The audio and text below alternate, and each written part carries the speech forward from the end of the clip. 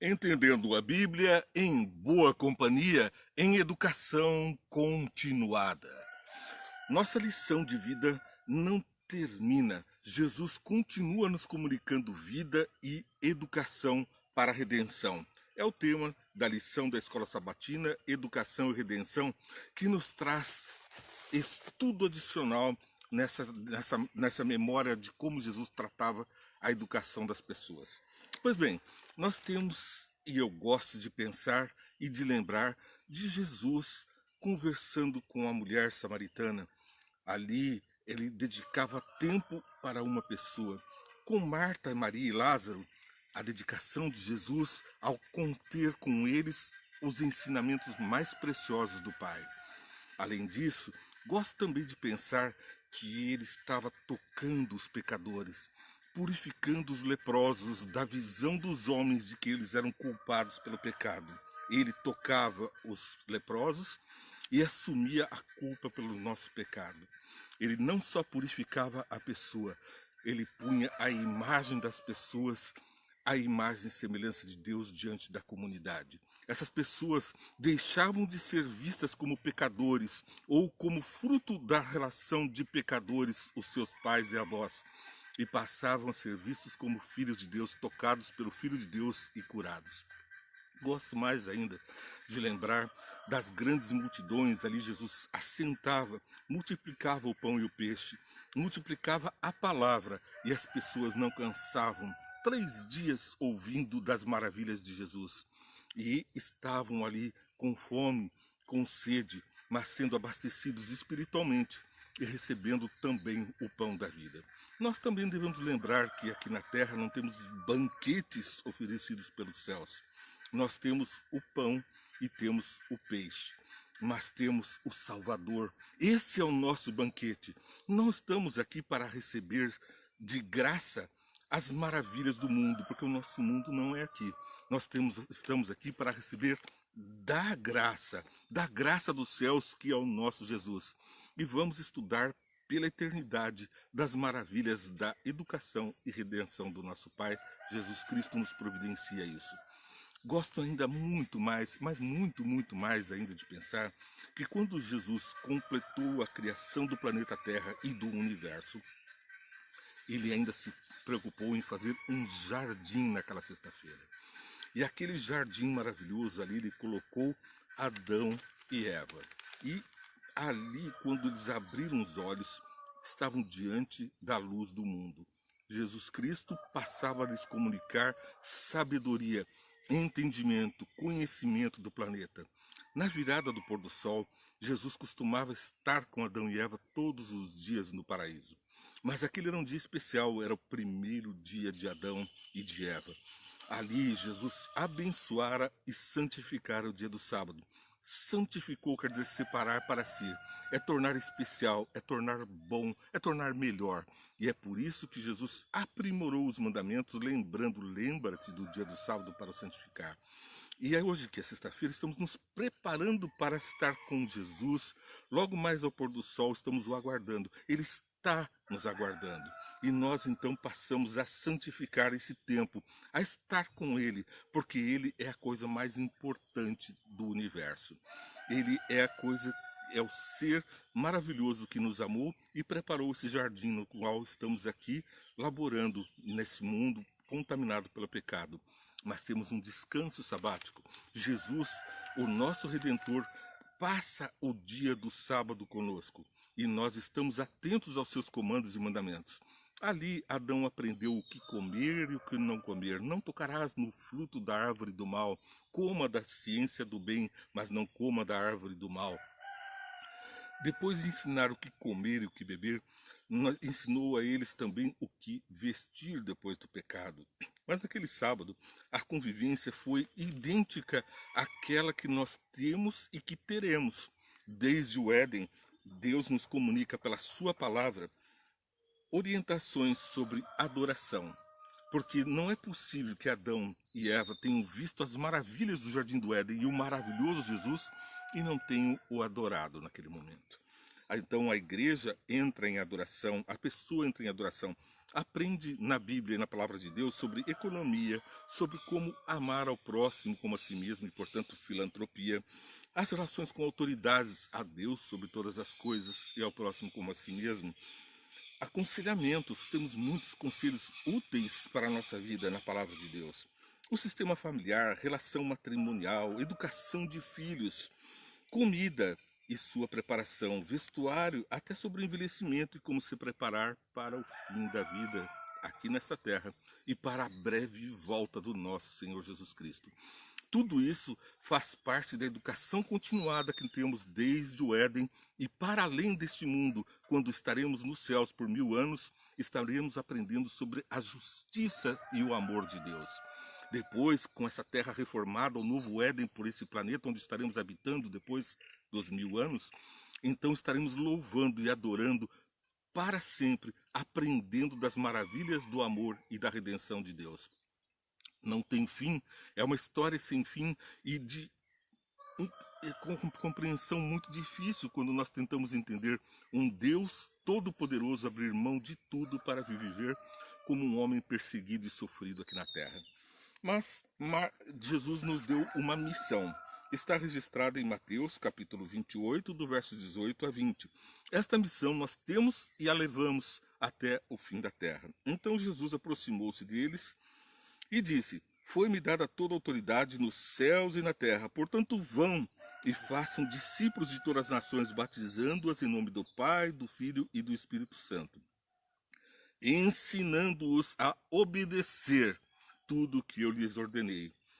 E eu estarei sempre com vocês até o fim dos tempos. Jesus está conosco, o Espírito Santo está nos comunicando sabedoria para obedecer à palavra de Deus. A graça não veio para nos tornar desobedientes. A graça de Jesus, o seu amor, não nos torna cúmplices de Satanás no pecado. Antes nos livra do mal. Lembra da oração de Jesus? Não peço que os tires do mundo, mas que os livres do mal. Nós temos que estar livres da influência do maligno, seguindo os ensinamentos de Jesus. Entre eles, não penseis que vim destruir a lei ou os profetas, eu vim aprimorar os ensinamentos sobre a lei. Essas são as palavras de Jesus e nós devemos seguir todos os mandamentos de Deus, porque Jesus foi um filho obediente, aprendeu sim com José e com Maria, aprendeu com os escritos de Deus e nos ensinou pela prática desses ensinos a vida ideal e como nos preparar para estarmos num paraíso, vivendo com seres santos de todo o universo, representando o planeta Terra e o amor de Deus. É Paulo que nos diz de uma maneira muito clara que a sabedoria do mundo é loucura. É loucura diante de Deus, mas é também loucura diante de homens. Nós costumamos dizer dos antigos sábios que erraram. As suas teorias sofrem constantemente adaptações e derrocações. Daqui a pouco, nós não estaremos mais crendo como cremos hoje. A ciência, o conhecimento se multiplica e é um dos sinais da volta de Jesus. E nessa multiplicação vamos compreendendo que os homens sábios do passado estavam equivocados. Erraram na matemática, erraram na física, erraram na química, na biologia. O conhecimento do homem é loucura diante de Deus. Mas Deus é sabedor de todas as coisas. Ele é o provedor da vida e de tudo que nela há. 1 Coríntios capítulo 2, verso 2, Paulo nos diz: Pois decidi nada saber entre vós a não ser Jesus Cristo e este crucificado. O sábio Paulo, jurista, grande general do exército romano, dedicou agora a sua sabedoria ao conhecimento de Cristo e ao ensinamento de Cristo. Deixou de lado as palavras eloquentes, as filosofias, as discussões com os gregos que queriam filosofar, ou os milagres que ele praticava em nome de Jesus, mas que os judeus queriam se fincar nos milagres, nas bênçãos dos pães multiplicados. Paulo ia além, ia ao Cristo crucificado. Isso que nos explica lá em 1 Coríntios, no capítulo 1, até o verso 23. Pois bem, divisões na igreja, todas aquelas discussões, e surge então, qual é a tua comissão? Está lá em 1 Coríntios, capítulo 1, do verso 15. De modo que ninguém pode dizer que foi batizado em meu nome, porque as pessoas estavam discutindo, eu sou de Paulo, eu sou de Pedro, eu sou de João, eu sou de Jesus, eu sou de João Batista. Essas discussões tinham que ter fim, porque Paulo disse, eu não batizei vocês, batizei alguns, por que vocês estão dizendo que são de Paulo? E ele toma a si, não a Pedro, não a João, a vós, porque ele podia dizer de si. Pois Cristo não me enviou para batizar, mas para pregar o Evangelho, não porém com palavras de sabedoria humana, para que a cruz de Cristo não seja esvaziada. Quantos sermões de autoajuda, quantas mensagens de ocupados púlpitos e os pastores e os falsos profetas e os lobos vestidos de ovelha em busca da ganância e do poder e do dinheiro, trazendo eloquência, trazendo maravilhas. Além das maravilhas humanas, não há o que se possa ter glória, a não ser a glória do nosso Salvador Jesus Cristo. Nada pode ocupar o lugar da salvação, da educação e da redenção trazida por Jesus. Nós não temos que falar de nós mesmos e nem por nós mesmos. Devemos ser cheios do Espírito Santo, que veio para dar testemunho de Cristo, e ele faz de nós testemunhas do amor e da justiça do divino. Verso 18 do capítulo 1 de 1 Coríntios.